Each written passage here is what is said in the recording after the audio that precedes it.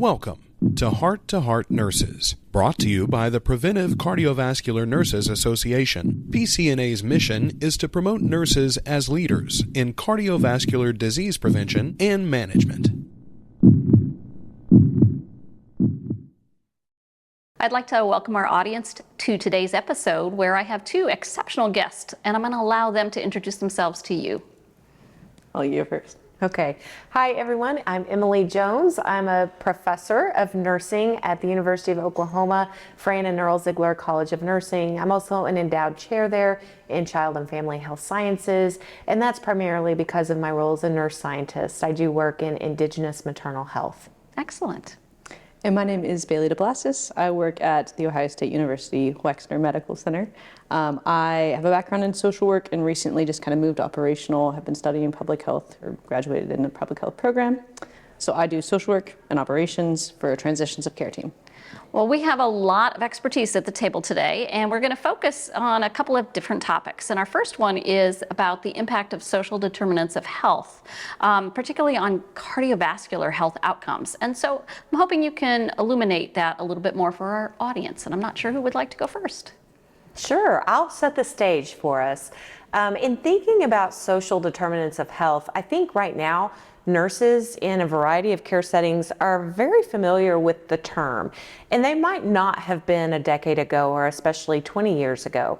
But long before social determinants of health became a term that was familiar, nurses were positioned and trained to be able to incorporate knowledge of social determinants of health, or those factors that are actually in the societal environment, maybe beyond the individual level, but factors that impacted the direction of a person's health. So things like sanitation and poverty, or food access, or transportation, and really those are areas where nursing has our roots, particularly in public health nursing. So, I think that that's important context for a contemporary conversation around social determinants. Yeah, I think specifically, the transitions of care program I work in is for heart failure, and I think the ones that we see the most often, the social aspects of their life that affect their illness, are absolutely transportation, being able to get to their appointments, and not even transportation. So accessibility, when thinking about being able to get to an appointment, is also like physical health, to be able to maneuver to that appointment. Do they have access to the food they need to maintain their health or improve their health? Do they have a social support system that can support them in getting to their appointments, or support them in changing those health behaviors that we're asking them to change? So I think the majority of the things that impact your health are beyond specific medical intervention. I think the majority of things that impact your health are social determinants of health. I would agree. I had the opportunity a few years ago to go on a medical mission to Mexico, and my role, because I'm not a clinician, was to help out in the pharmacy, just in terms of packaging the right number of pills and sharing the instructions for taking those pills with the patients that we visited. And it has not left my psyche to have had this interaction with this individual, and I was saying in Spanish to the individual, this is what you need to take, and you need to take it twice a day with food. And the individual said to me, what if I don't eat during the day? What if I don't have enough food?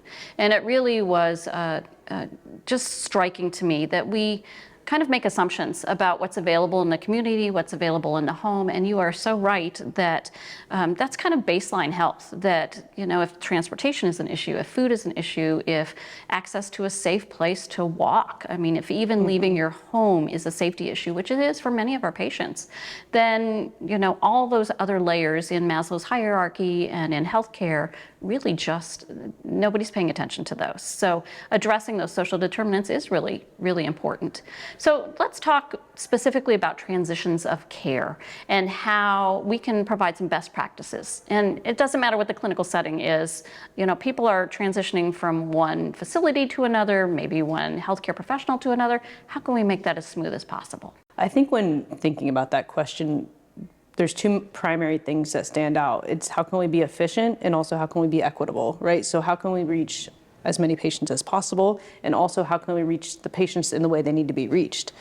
So I guess an example of that is when enrolling in programs instead of just enrolling everyone in everything. It could be asking the patient, asking the treatment team, what do they need based off their specific situation.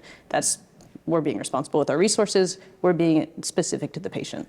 You know, I think about in the setting of cardiovascular care, there are some really well-established transitions programs, whether or not they've been known as a transitions program. If you just think about cardiac rehab and how the top level evidence-based cardiac rehabs play out, that's a successful transitions of care program.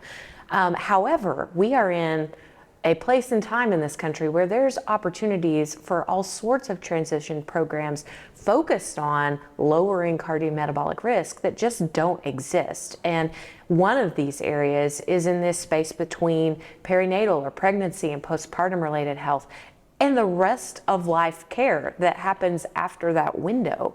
And you know, that's an area close to my heart, but in fact, there are many gaps and many opportunities for us to think in a team-based way, how do we advocate for services and programs that will fill this need? Because the need is not being filled right now. And it's not that providers aren't aware of the gap, and it's not that they don't have the will to do something about it. It's that the systems don't support that kind of a transitions program from an obstetrical unit to a primary care to the community.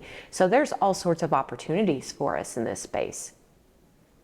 Well said. No, I think that's an amazing point. I mean, I think a lot of what I think about is always balance. And I think when you speak, I just think like, how are we balancing our responsibility within the medical system and how are we balancing our responsibility within public health? And of course, a lot of us are doing both, but we also need to be able to take care of ourselves, and to be able to take care of ourselves, we need to have a focus, right? So it's kind of like who's taking ownership for what, and we need both. It's not just the medical system.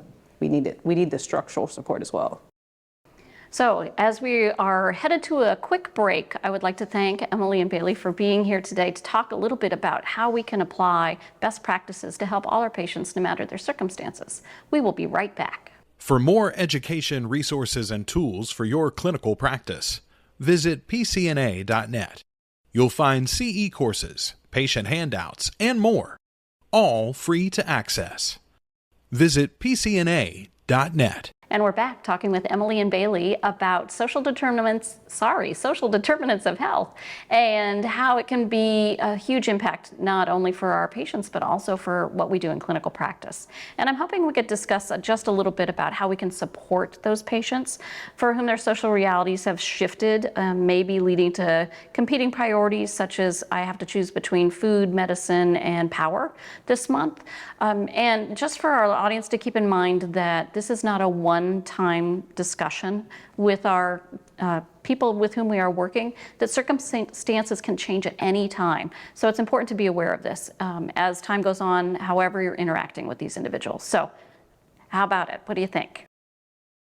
My instinct is there's so much power in voicing the challenge, right? I think that sometimes there's a lack of trust between patients and the systems taking care of them, and it's because we're ignoring a part of their situation. And I think if we can address it, even if we don't have the solution, it's still, I see this as amazingly challenging for you, instead of I see you're lacking adherence, right? I think part of it's just really being aware of their reality is much bigger than this moment with you and voicing that out loud.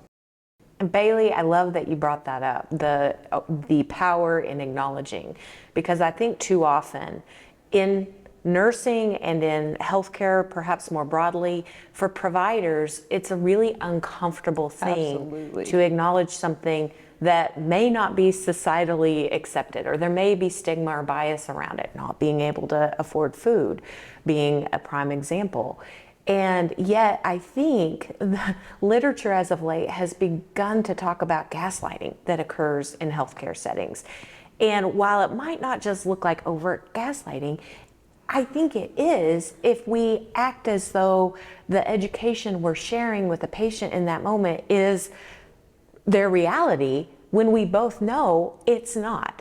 And so there is so much honor, I think, and authenticity and true care that comes from just having that honest conversation, and that builds trust. So I think that, that's a really important point that we may not take to heart when it comes to these conversations around the social determinants. Is there anything else that you would like to add that I've neglected to ask so far? No, I mean, I think that this is such a big topic that that's a hard question to answer, right? And I think I've just been really happy to have the conversation. Yeah. I will add one thing that I've learned really recently, and that's because of my participation in an NIH-funded study, and my primary research partner is a PhD in nutrition who is coming from a food security kind of lens and food as medicine lens. So I learned recently that food insecurity or food security, based on which angle you're talking about, is really a great marker for many social determinants of health. And the literature is growing that supports that. So sometimes if a care provider, if a nurse feels strapped in how to actually get a handle on what the social need is, that could be a really great first line screener that gives a much broader sense of where the constraints are for this individual and their family. We are so grateful to you both for spending time with us today. Emily and Bailey, thank you for helping continue the conversation and encouraging us to be holistic in how we're looking at our patients as we're seeing them in whatever application that is, whether it's a lab, in a clinic visit, maybe it's a community outreach setting. And again, thank you so much for being here.